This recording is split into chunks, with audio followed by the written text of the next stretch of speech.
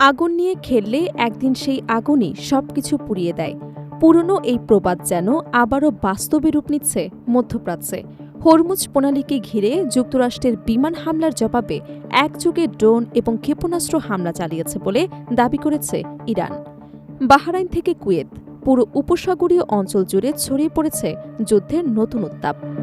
এখানে কূটনীতির ভাষা যেন স্তব্ধ, কথা বলছে শুধু ক্ষেপণাস্ত্র আর ড্রোন। প্রশ্ন এখন একটাই, মধ্যপ্রাচ্যে কি আরেকটি বৃহৎ আঞ্চলিক যুদ্ধের দ্বারপ্রান্তে পৌঁছে গেছে? মধ্যপ্রাচ্যে আবারও নতুন করে উত্তেজনা তৈরি হয়েছে যুক্তরাষ্ট্র এবং ইরানের মধ্যে। হরমুজ প্রণালীতে জাহাজ হামলাকে কেন্দ্র করে যুক্তরাষ্ট্র ইরানের ভেতরে সামরিক অভিযান চালিয়েছে বলে অভিযোগ করেছে তেহরান। এর জবাবে মধ্যপ্রাচ্যের দুই দেশে ব্যাপক পাল্টা হামলা চালানোর দাবি করেছে ইরান। বুধবার কাতার ভিত্তিক সংবাদ মাধ্যম আল জাজিরার এক প্রতিবেদনে এই তথ্য জানানো হয়। ইরানের ইসলামিক রেভলিউশনারি গার্ড কর্পস বা আইআরজিসি জানিয়েছে, দেশটির নৌ এবং বিমান বাহিনী যৌথভাবে ৮৫টি লক্ষ্যবস্তুতে ড্রোন এবং ক্ষেপণাস্ত্র হামলা চালিয়েছে। তাদের দাবি, এসব হামলার লক্ষ্য ছিল মধ্যপ্রাচ্যে অবস্থিত গুরুত্বপূর্ণ মার্কিন সামরিক স্থাপনা।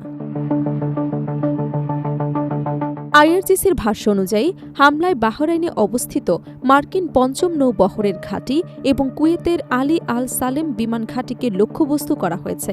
সংস্থাটি বলছে, এটি ছিল যুক্তরাষ্ট্রের সাম্প্রতিক হামলার সরাসরি জবাব। ইরাকে মঙ্গলবার হরমুজগান এবং মহাসাগরের উপকূলীয় অঞ্চলে ইরানের সামরিক ঘাঁটি এবং কয়েকটি বেসামরিক স্থাপনায় যুক্তরাষ্ট্র বিমান হামলা চালায় বলে দাবি করেছে তেহরান। ইরানের অভিযোগ, এই হামলা যুদ্ধবিরতি এবং ইসলামাবাদ চুক্তির পরিপন্থী। সেই কারণেই পাল্টা সামরিক অভিযান পরিচালনা করা হয়েছে বলে জানিয়েছে আইআরজিসি।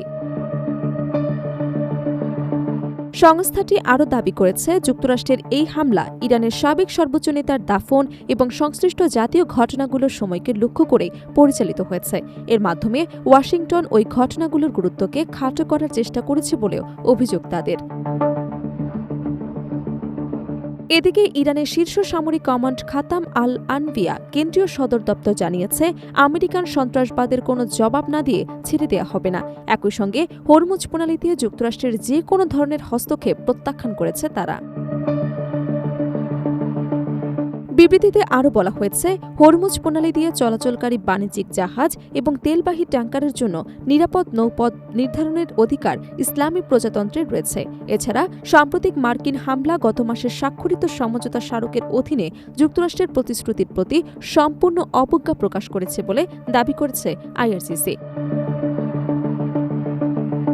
বিশ্লেষকদের মতে, বিশ্বের জ্বালানি সরবরাহের অন্যতম গুরুত্বপূর্ণ রুট হরমুজ প্রণালীকে ঘিরে সামরিক উত্তেজনা বাড়লে এর প্রভাব শুধু মধ্যপ্রাচ্যেই সীমাবদ্ধ থাকবে না। বৈশ্বিক তেলের বাজার, আন্তর্জাতিক নৌবাণিজ্য এবং আঞ্চলিক নিরাপত্তা সবকিছুর ওপরই এর প্রভাব পড়তে পারে। এখন প্রশ্ন, এই পাল্টাপাল্টি হামলা কি কেবল আরেকটি সামরিক বার্তা, নাকি এটি এমন একটি সংঘাতের সূচনা যার আগুন ছড়িয়ে পড়বে পুরো মধ্যপ্রাচ্যে এবং এর প্রভাব অনুভব করবে গোটা বিশ্ব?